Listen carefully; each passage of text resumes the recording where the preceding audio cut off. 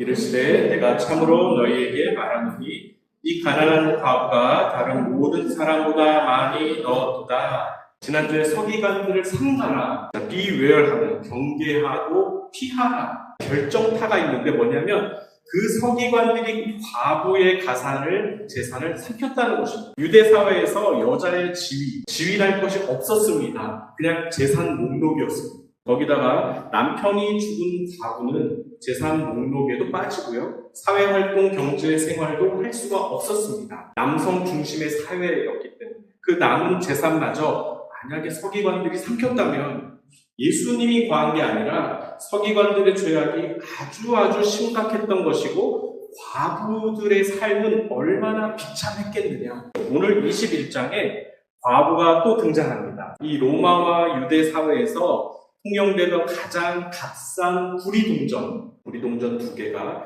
생활비 전부라고 했으니까 어떤 삶을 살고 있었을지는 짐작할 수 있을 것 같아요.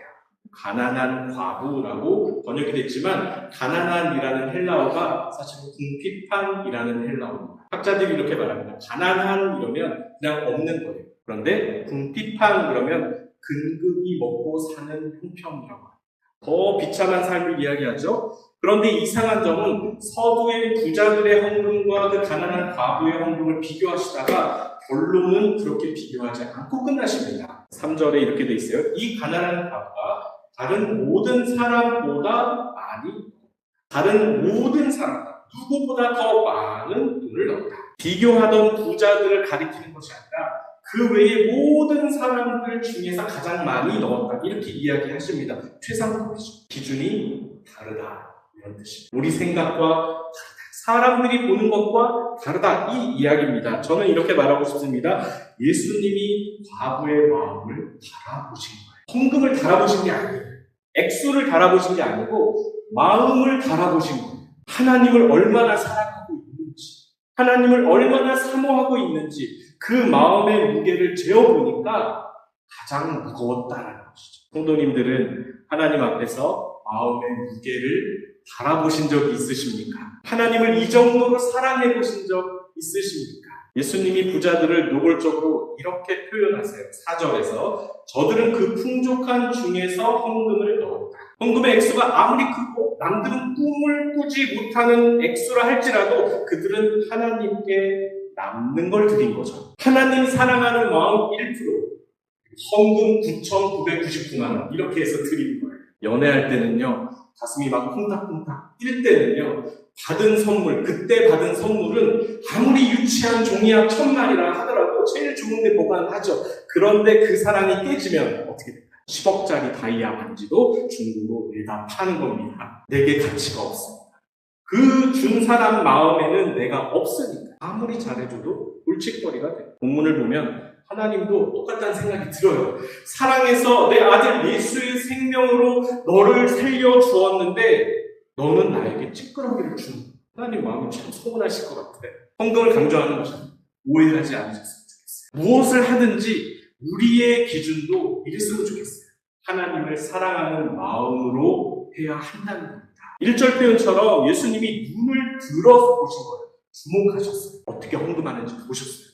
헌금의 액수를 보신 게 아니라 어떤 마음으로 헌금하는지 보셨어요. 그래서 이 사건이 다음 단락으로 이어지는데 5절을 보실게요. 종말론 이야기까지 이어집니다. 어떤 사람들이 성전을 가리켜 그 아름다운 돌과 선물로 꾸민 것을 말하며 예수께서 이르시되 이거는 예루살렘 성전을 가리켜서 자랑한 거예요. 이런 뉘앙스예요. 예수님 좀 보세요. 저 성전의 아름다운 돌들을 예수님 좀 보십시오.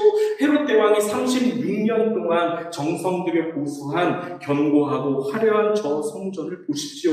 금으로 바른 저 포도나무 넝쿨이 그 성전에 들어가는 입구 위에 아치로 되어 있는 저 빛나는 포도나무를 보시라고요. 어떤 나라가 이렇게 화려하고 멋있는 성전을 지을 수 있겠습니까? 라고 하는 거예요. 하나님이 주신 최고의 선물은 뭘까요? 예수님이죠. 예수님 보내주셨잖아요. 이게 예수님이 최고의 선물인데 그 예수님 앞에서 우리가 지은 저 성전을 보십시오. 라고 성전을 자랑하고 있는 거죠. 정작 그 성전에서 일하는 지도자들은 하나님의 뜻대로 살지 않고 있었어요. 예수님을 모의하고 재판하고 빌라도에 넘겼어요. 그러니까 예수님이 그 얘기를 들었을 때 어떻게 대답하실까요? 6절입니다. 너희 보는 이것들이 날이 이르면 돌 하나도 돌 위에 남지 않고 다 무너뜨려지리라.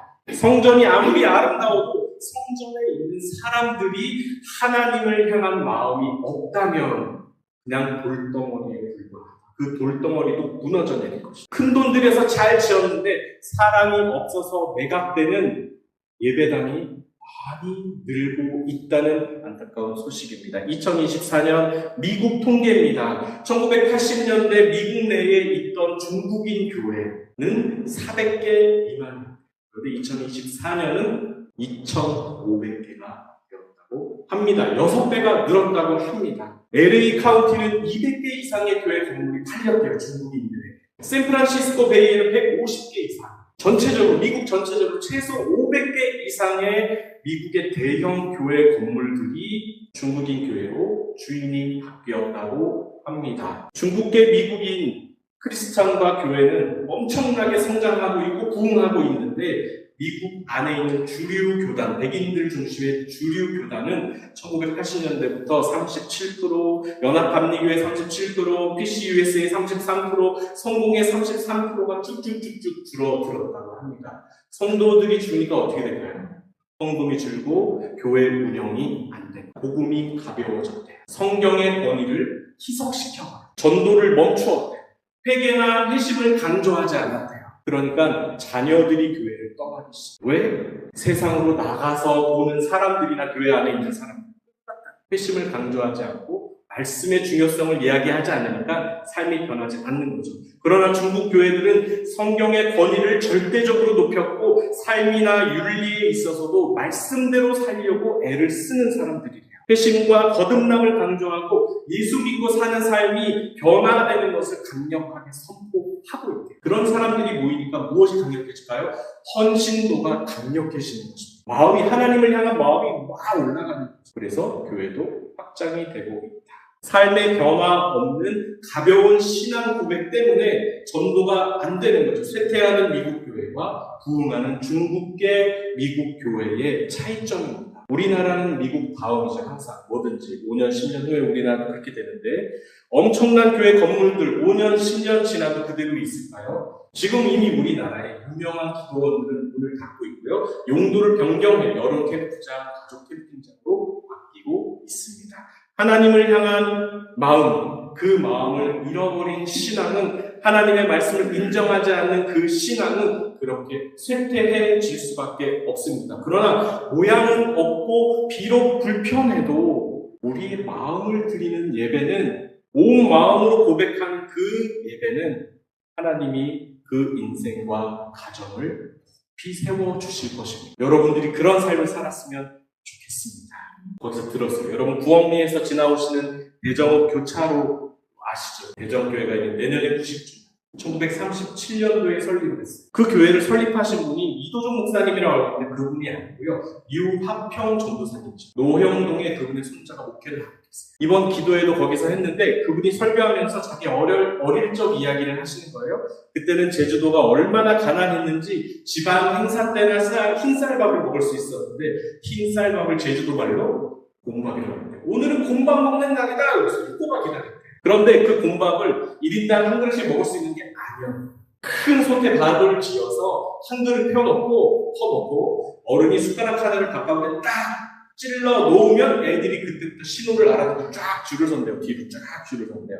자기 차례가 되면 앞에 나와서 한 숟갈 입에 넣어주고 입에 물고 또 뒤로 달려가서 또 줄을 서서 오는 거죠. 그렇게 여러 번 그렇게 하는 것이 굉장히 재미있었지만 가슴 아픈 추억이라고 하죠. 그 목사님이 이야기를 이어가셨습니다. 그렇게 콩 한 조각도 나눠 먹던 시절 제주도에서 자기 할아버지가 전도를 받았는데 갑자기 예수를 믿겠다고 문중에 선포를 해버렸대요. 그때는 어렸을 때겠죠. 제주도는 괜당이고 공동체 문화라서 굿도 함께 해야 되고 제사도 함께 지내야 하는데 그것을 하지 않겠다는 말과 똑같다고 합니다. 예수 귀신이 붙었구나. 그래서 이 감은 작살났겠다 싶어서 쫓아낸대요. 공동체에서 쫓아낸다는 건 뭐냐면 저도 이번에 확실히 알았는데 부모님의 유산을 받을 수 없다는 이야기. 그걸 각오하고 예수 믿겠다고 하는 거예요.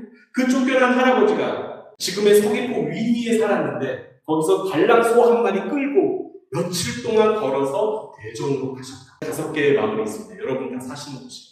인성리, 안성리, 보성리, 신평리, 부엉리 이 5개가 대전 고을이라고 불렀다. 거기 안성리의 교회를 세우셨다. 안성이라는 하는 거 보면 성 안에 있는 마을이 안성리였던 거예요. 결국은 안성리의 안성교회를 세운 것이 지금의 대전교회. 그 목사님이 이렇게 말씀하셨어요. 할아버지는 예수 믿는다는 이유 때문에 그 많은 유산 하나 갖지 못하고 쫓겨났지만 지금 그 후손들이 목사되고 장로되어서 얼마나 잘 살겠대요.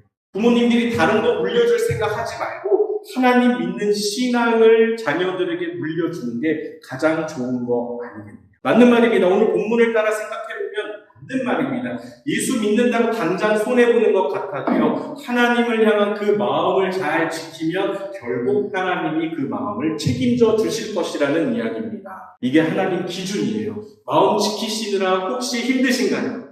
손해보셨나요? 마음 지키시느라 예수님 믿는 것 때문에 억울한 일 생기셨나요? 여기 나오는 궁핍한 과부와 비교할 수는 없지만 과부가 가지는 그 하나님을 향한 그 마음은 그 열정과 헌신은 저는 똑같다고 생각합니다. 그러니 지금은 힘들어도 여러분 버티십시오. 그 마음을 지켜내셨으면 좋겠어요. 잘 지키고 있으면 하나님이 갚아주실 때가 되면 감당할 수 없을 만큼 갚아주실 것입니다. 그 마음만 잃어버리지 원하는 거 다 이루고 부족함 없이 살아도요 마음을 잃어버리면 다 잃어버리는 것입니다. 천국은 우리 기준으로 가는 걸까요? 하나님 기준으로 가는 거죠. 왜? 천국은 하나님이 만들었으니까 하나님 기준으로 가는 거예요. 그러면 누구에게 인정을 받아야 되죠? 하나님께 인정을 받아야 돼요. 헌금의 액수나 건물의 화려함이 아니라 무엇으로요? 마음으로 인정을 받는 것입니다. 하나님을 사랑하는 정도는 외형과 형식이 아니라 이 마음으로 측정이 됩니다. 바울이 멋있는 말을 했어요. 그 중에 고린도 후서가 기록된 이유가 이렇습니다. 예루살렘에 있는 교회를 위해 모금을 하기 위해서 고린도 후서를 쓴 거예요. 당시에는 심각한 기근이, 흉년이 들어서 예루살렘 교회가 많이 어려웠어요. 이것 때문에 예루살렘 사도회의에서 공식적으로 결정을 합니다. 이방 지역에 세워진 교회들이 모금을 해서 예루살렘 교회를 좀 도웁시다. 그래서 사도 바울이 모금을 하러 이방 지역에 간 거예요. 고린도 지역, 로마 지역을 간 거예요. 그게 3차 선교 여행입니다. 예루살렘 교회에서 복음의 일꾼들이 배출됐고 이방 지역의 교회가 세워졌으니 은혜를 받은 이방 교회가 도와야 한다는 것이죠. 형제들아, 하나님께서 마게도냐 교회들에게 주신 은혜를 우리가 너희에게 알리노니 환난의 많은 시련 가운데서 그들의 넘치는 기쁨과 극심한 가난이 그들의 풍성한 연고를 넘치도록 하게 하였느니라. 내가 증언하노니 그들이 힘대로 할 뿐 아니라 힘에 지나도록 자원하였다. 힘에 지나도록 모금을 했다. 할만해서 한 것이 아니라는 얘기예요. 환난의 많은 시련 가운데서도 넘치는 기쁨으로 도와줄만 하니까 한 것이 아니라 남는 것 적선하는 것이 아니라 힘에 지나도록 자원했다. 이것이 저는 오늘 궁핍한 과부에 헌금하는 그 마음과 같은 이치라고 생각됩니다. 힘에 지나도록 하나님 앞에 헌신했다. 성도님들 모든 일을 하나님을 향한 마음으로 하시기 바랍니다. 마음이 없으면 하지도 마시고 억지로는 더욱더 하지 마시기를 바랍니다. 그러나 마음이 있다면 환난과 많은 시련을 겪고 있을지라도 개의치 마시고 힘에 지나도록 헌신하시기를 바랍니다. 1절만 했을 때는 좋았죠. 하지 마시기로 한다. 안 해도 됩니까? 좋네요. 했는데 할 마음이 있다면 힘에 지나도록 하셔야 되는 게 하나님의 원리입니다. 내 마음을 달아보았을 때 충분히 무겁다라고 느낄 정도로 헌신을 하시면 하나님이 어떤 분인지 알기 때문에 그래요. 바울이 잘 설명했습니다. 고린도후서 8장 12절에 할 마음만 있으면 있는 대로 받으실 것이요 없는 것은 받지 아니하시리라. 공동 번역이 참 잘 번역되어 있어요. 마음이 내켜서 하는 일이면 가진 것에서 얼마를 바치든지, 이것은 무슨 뜻이냐면 가진 게 없으면 없는 대로, 있으면 있는 대로 하나님께서는 기꺼이 받으실 것입니다. 없는 것을 억지로 내라는 말은 아닙니다. 하나님 나라가 이렇게 성장하고 교회도 이렇게 성장한다고 저는 믿습니다. 500명 성도 있다고 헌신의 무게도 500명일까요? 아닙니다. 10분의 1이에요. 50명이 힘에 지나도록 헌신하기 때문에 500명 교회가 되는 거예요. 새벽기도 비율도 똑같습니다. 11조도 같은 원리고 헌신과 봉사도 딱 10분의 1이에요. 신기하죠? 20명이면 2명이 힘에 지나도록 헌신하고 있다는 이야기입니다. 복음에는 관심이 없고 편하게 예배만 드릴 거라면 수천 명이 와도 반갑지 않습니다. 고난이 오면 다 날라가 없어집니다. 고린도후서 8장 13, 14절을 제가 읽어드릴게요. 이는 다른 사람들은 평안하게 하고 너희는 곤고하게 하려는 것이 아니다. 균등하게 하려는 것이다. 이제 너희의 넉넉한 것으로 그들의 부족한 것을 보충하는 것은 후에 그들의 넉넉한 것으로 너희의 부족한 것을 보충하여 균등하게 하려 하는 것이다. 공평하게 된다. 서로 도움을 주고받는 관계가 된다. 이런 뜻입니다. 교회가 이렇게 연합하고 일치할 때 전도와 선교의 사명을 힘있게 수행할 수 있습니다. 공동체가 되면 이렇게 됩니다. 모두가 함께 기뻐하고 모두가 함께 슬퍼하니까 사는 게 무겁지가 않아요. 누군가 내 짐을 같이 들어주고 있다는 생각을 하게 됩니다. 속초에 있을 때 많이 배웠습니다. 1년에 장례가 20번 넘었어요. 한 달에 2번씩 이상 계속 했어요. 정신이 없었습니다. 먼저 장례하면 목사님께 알려야 되고 부고 문자를 만들어서 발송해야 되고 신방 전도사님이랑 같이 빈소를 방문해서 장례 일정 잡아야 되고 장례 용품 챙기고 입관 예배, 발인 예배, 고별 예배 담당자 다 정하고 순서지 인쇄해야 되고 봉고차부터 버스까지 다 예열을 시켜야 되고 옷 갈아입어야 되고 평생 할 장례식 다 했던 것 같아요. 그래서 장례 예배 드릴 때마다 성도님들이 자리를 채워주시고 하는 걸 보면 저도 힘이 됩니다. 우리는 죽음도 함께 나누는 공동체입니다. 저는 장례를 통해 수없이 배웠습니다. 교회가 그렇게 세워져 가고 힘에 지나도록 애써주는 존재가 한번 되어보십시오. 큰 힘을 얻습니다. 나중에 또 내가 어려운 그 도움을 받습니다. 그런 모습을 하나님이 너무 기뻐하십니다. 하나님께 대한 마음을 회복하시고 공동체를 위하여 마음을 써주십시오. 결국 그게 서로를 돕는 길입니다.